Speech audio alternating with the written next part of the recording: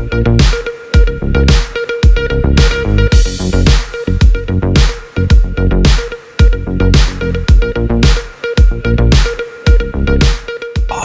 देख रहे हैं खबर नईम हाशमी ऑफिशियल।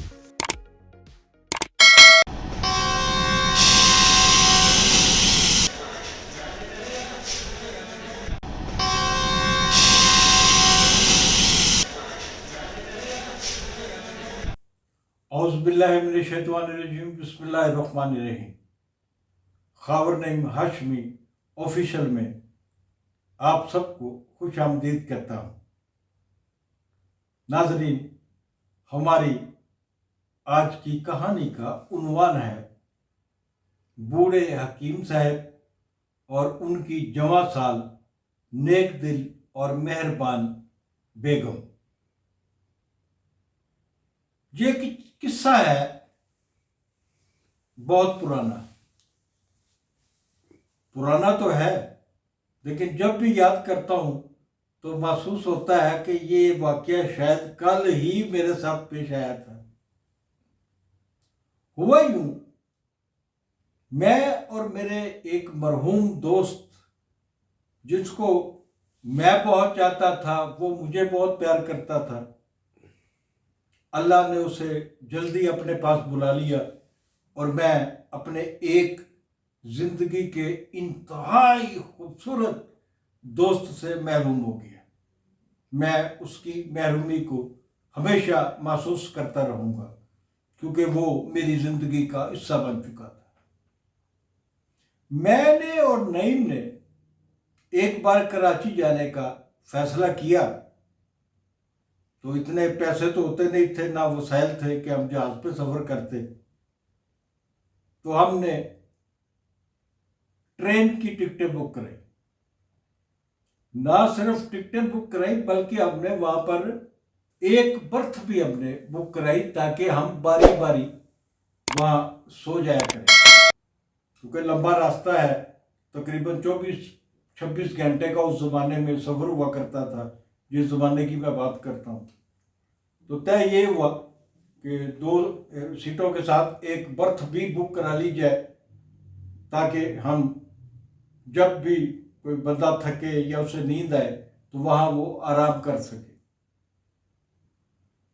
नाज़रीन, जब हम अपनी बोगी में दाखिल हुए तो ना सिर्फ हमारी नशिस्तों पर, बल्कि हमारी बर्थ पर भी एक खातून और उसके बच्चों ने कब्जा कर रखा था। मैंने और नईम ने एक दूसरे की तरफ देखा कि औरत ज़ात है, इससे कैसे बात की जाए। नईम ने आस्तिकी से मेरे कान में कहा कि यार औरत ये खावर साहब बच्चे भी नाल ने, तो असी तो खलो खलू के सफ़र कर ही लवांगे, टुर फिर के सफ़र कर लांगे ट्रेन विच, तो इन्हां दी मसला पैदा होएगा। जे इन्होंने साड़ियाँ सीटां ते कब्जा कर ही लिया, साड़ी बर्थ के उत्ते कब्जा कर ही लिया, तो ठीक है, कोई गल नहीं। हमने कहा कोई बात नहीं, लेकिन मैंने जिता दिया उस खातून को। मैंने कहा बीबी आप लेटी रहे बर्थ पे, आपके बच्चे भी हमारी सीटों पे बैठे रहे, लेकिन ये बर्थ और सीटें हमारी थी और हमने बुक कराई हुई थी। उस औरत ने बड़ी ममनूनियत से हमारी तरफ देखा और शुक्रिया अदा किया। हम चलते फिरते रहे, एक अपार्टमेंट से दूसरे, जो ट्रेन के होते हैं डब्बे, एक डब्बे से दूसरे डब्बे में चले गए, दूसरे से तीसरे में चले गए। ट्रेनों में उस ज़माने में कंटीन भी हुआ करती थी, अब तो बड़ी शानदार कंटीनें होंगी, उस ज़माने में भी कंटीन थी, वहाँ हमने चाय वाय भी पी। हम दोबारा अपनी बर्थ और सीटों की तरफ आए तो वो लोग, वो औरत और उसके बच्चे खाना खा रहे थे। उन्होंने हमें भी जबरदस्ती खाना खिलाया। हम जमीन पर बैठ गए, वो जो बोगी थी उसकी जमीन पर बैठ गए। अब मैंने और नईम ने जमीन पे बैठ के खाना शुरू कर दिया। इसी दौरान उस औरत ने हमसे सवाल जवाब करने शुरू कर दिए। आप कराची जा रहे हैं? जी बाजी, हम कराची जा रहे हैं। अच्छा, आप वहाँ रहते हैं? नहीं बाजी, हम तो लाहौर में रहते हैं, तो हम तो वहाँ किसी काम के लिए जा रहे हैं, ज़रूरी काम है हमें वहाँ पर। तो अच्छा अच्छा, तो आप वहाँ किसी होटल में ठहरेंगे? तो हमने कहा अगर कोई सस्ता होटल मिल गया तो हम उसमें क़याम करेंगे, वरना सोचेंगे कि हमने वहाँ पर कहाँ ठहरना है।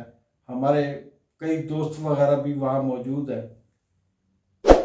एक से ज़्यादा दोस्त हैं, हम किसी के घर भी ठहर सकते हैं, लेकिन हम किसी को तकलीफ़ भी नहीं देना चाहते और कोई होटल भी अफोर्ड नहीं कर सकेंगे। तो देखेंगे क्या करते हैं। ये मैंने उस औरत से मुकालमा किया।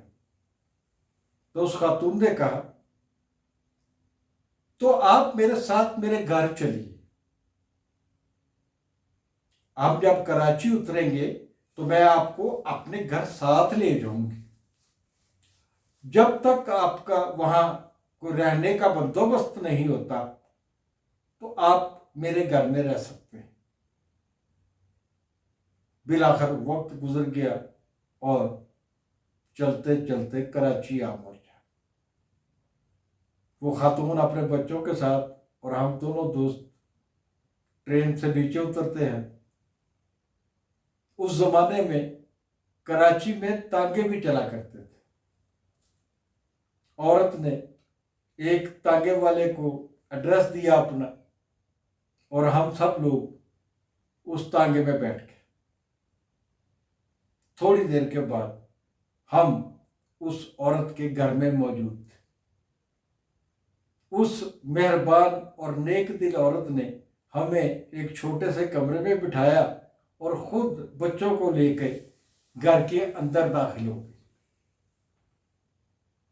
घर में हमें महसूस हुआ कि ये कोई 5-7 मरले का घर है और 2-4 कमरे भी इसमें होंगे। लेकिन अचानक हमारे कानों में लड़ाई की आवाजें आना शुरू हो गई। मियाँ बीवी में झगड़ा हो रहा था। बीवी लाहौर गई हुई थी बच्चों के साथ और मियाँ साहब जो बूढ़े थे और हिकमत करते थे, हकीम साहब थे, एज उनकी बीवी से बड़ी थी, ज्यादा थी। वो अपनी बीवी से कह रही थी कि तुम इन अनजान लोगों को अपने घर में लेके क्यों आई हो?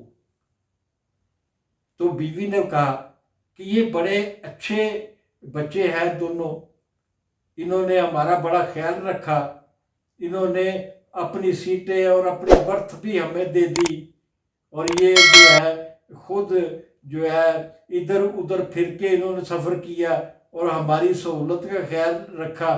तो 1 दिन 2 दिन जब तक इनका कोई इंतज़ाम नहीं हो जाता तो इनको घर में रहने की इजाज़त दे दें आप। उस बूढ़े ने कहा कि नहीं, इन दोनों को अभी घर से निकालो। बीवी जवान थी, हकीम साहब जो उसके खामद थे बूढ़े थे, उनके दिमाग में पता नहीं क्या खलल आया होगा, क्या खराबी पैदा हुई होगी, क्या दिमाग में बातें आई हुई होंगी, ये तो हम नहीं जानते। लेकिन उन्होंने हुक्म दिया अपनी बीवी को, ये दोनों यहां नहीं रहेंगे, इन्हें अभी निकालो वरना मैं ये कर दूंगा, वरना मैं ये कर दूंगा। उसने उसे धमकियां देना शुरू कर दी। उसकी बीवी ने अपने शौहर से, बूढ़े शौहर से कहा कि चलिए हम इन्हें घर में नहीं रखते, लेकिन आज की रात आप इन्हें अपने मतब में सोने की इजाजत दे दें। उस बूढ़े हकीम ने थोड़ी देर सोचा और कहा कि हाँ, ये एक रात मेरे मतब में क़याम कर सकते हैं, लेकिन सिर्फ एक रात। तो बीवी ने कहा कि बहुत मेहरबानी आपकी। उसके बाद वो हमारे पास आती है और हमें कहती है कि आप हमारे घर में खाना वाना खाइए सैर वैर कीजिए। रात को सोने के लिए मेरे शौहर के मतहब में चले जाइएगा। उसने अपने शौहर के मतहब का एड्रेस दिया और हमें बताया कि हकीम साहब मतहब में 8 बजे तक बैठते हैं। 8 बजे जब आप जाएंगे तो हकीम साहब उठ जाएंगे, तो आप मतहब की दरवाज़ा जो है मतहब का, उसकी कुंडी अंदर से लगा लीजिएगा और सो जाइएगा। और बराए करम कल आप अपना कोई और बंदोबस्त कर लीजिएगा। हमने कहा जी बहुत शुक्रिया, बहुत शुक्रिया, बहुत शुक्रिया। रात 8 बजे मैं और नईम दोनों मतहब पहुंचे। हकीम साहब ने बड़ी नागवारी से हमें देखा, जैसे हम कोई दुश्मन होते हैं। कहा, लड़कों आज की रात यहाँ सोना है और कल अपना बंदोबस्त करना है। ये कहकर उठे, वो चले गए। मैं और नईम थोड़ी देर बातें करते रहे। फिर हमने दरवाजे की कुंडी लगाई और सोने की कोशिश करने लगे। हम सोने की कोशिश कर रहे थे तो अचानक महसूस हुआ हम दोनों को कोई गड़बड़ है। नईम ने कहा, खावर यार भूख लगी है। मैंने कहा, यार भूख तो मन भी लगी है, बस वो जी शाम ਨੂੰ रोटी खाधी सी तो वही खाधी है, तो हुण तो वाकई भुख लग रही है, की करिए। तो मैंने कहा चलो ऐसे करते हैं कि कुंडी खोल के इधर देखते हैं कोई करीबी ईरानी होटल हो या कोई सस्ता होटल हो, वहां जाके खाना खा के आ जाते हैं। उसने कहा बाहर जाने की क्या जरूरत है, छड़ रोटी का बंदोबस्त उत्थे ही हो जाता बैठे बैठे। मैंने कहा कैसे? कहता मैं अभी तुम्हारा पेट भरता हूं। उसने हकीम साहब के मुरब्बों और माजूनों की जो बोतलें थी उनमें हाथ डालना शुरू कर दिया और हमने हकीम साहब के मुरब्बे और माजून खाने शुरू कर दिए और हमारा पेट खूब भर गया। हकीम साहब के मुरब्बों और माजूनों की बोतलें ख़त्म हो चुकी थी। हम सो गए और डर भी था कि कहीं हकीम साहब हमारे उठने से पहले ना आ जाए। हम सुबह सवेरे जब अजानें हो रही थी, हम दोनों उठे, दरवाज़ा बंद किया और वापस अपने लिए जाए पनाह तलाश करने चले गए। नाजरीन, ये थी आज की कहानी। मिलते हैं फिर। जाते जाते गुजारिश करूँगा खावर नईम हाशमी ऑफिशियल को, अगर आपने अब तक सब्सक्राइब नहीं किया तो सब्सक्राइब भी करें, फिर दोस्तों को फॉरवर्ड भी करें, इसे लाइक भी करें। बहुत शुक्रिया। खुदा हाफिज़।